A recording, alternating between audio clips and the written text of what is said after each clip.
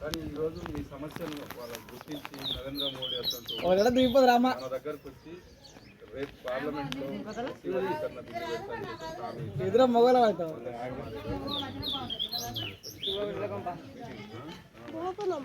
దాన్ని గమనించారు. ఆయన ఒక ఉద్యమం మొదలుపెట్టి ఇప్పటికి ఎప్పుడో ఎంపీ అయిపోయింది. మన ఎవరు ఆర్కృష్ణ బీసీ ఉద్యమం అనే ఉద్యోగాన్ని పోయి ఇప్పుడు ఎంపీ అయ్యిండు రాజ్యసభ.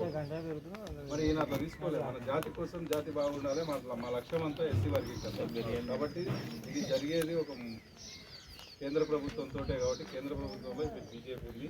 నరేంద్ర మోడీ ఏదైనా మాట ఇస్తే అవుతుందని చెప్పి మనకు రాముని గుడి వాళ్ళ లక్ష్యం కట్టియాలని 500 సంవత్సరాలు దాన్ని పెండింగ్లో పెట్టింది కాంగ్రెస్ గవర్నమెంట్. దాని మీద మళ్ళీ అడ్వకేట్లను పెట్టి వ్యతిరేకంగా వాళ్ళు అలాంటి సమస్యను పరిష్కరించి ఒక్క రక్త కూడా కాకుండా ఒక వెళ్ళి లేకుండా గుడి కట్టించింది.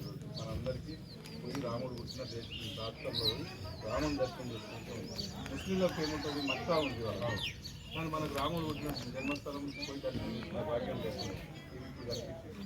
అట్లా కాశ్మీర్ సమస్య ఇట్లాంటివన్నీ కూడా చెప్పనివి చేసి చూపించిన ఇది కూడా ఈరోజు అమలైతుంది. దానికోసం మనం ఎవరెన్ని చెప్పినా ఏదో చిన్న ఆశలకు ప్రచారాలకు దాని దీనికి అక్కడిక్కడ పోయి మన వ్యక్తిగతాన్ని మనం తక్కువ చేసుకుంటాం. మిమ్మల్ని చూసి బియ్యం వేసుకున్నాం, ఫ్రీగా కరోనా టీకాలు వేయించుకున్నాం. మనకు మంచినీళ్ళు కూడా వాళ్ళు ఇచ్చినవే, ప్రతి ఇంటికి నల్లా నీళ్ళు నీకున్న పింఛన్ తీసేది. మళ్ళీ కేసీఆర్ గవర్నమెంట్ వచ్చింది అట్లా తీసేది. ఇప్పుడు వచ్చిన కూడా ఏం చేసేది 3 నెలల్లో ఏదైనా చెప్పేది చేస్తారు.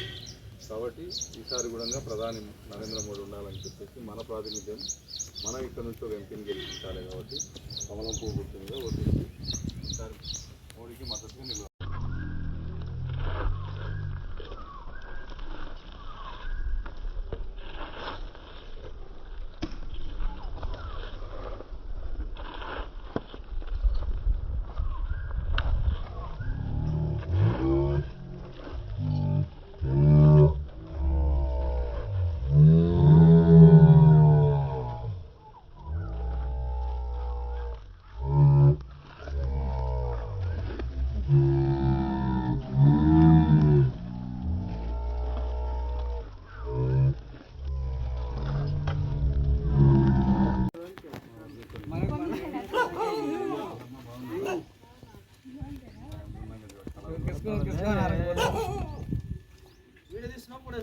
రెండు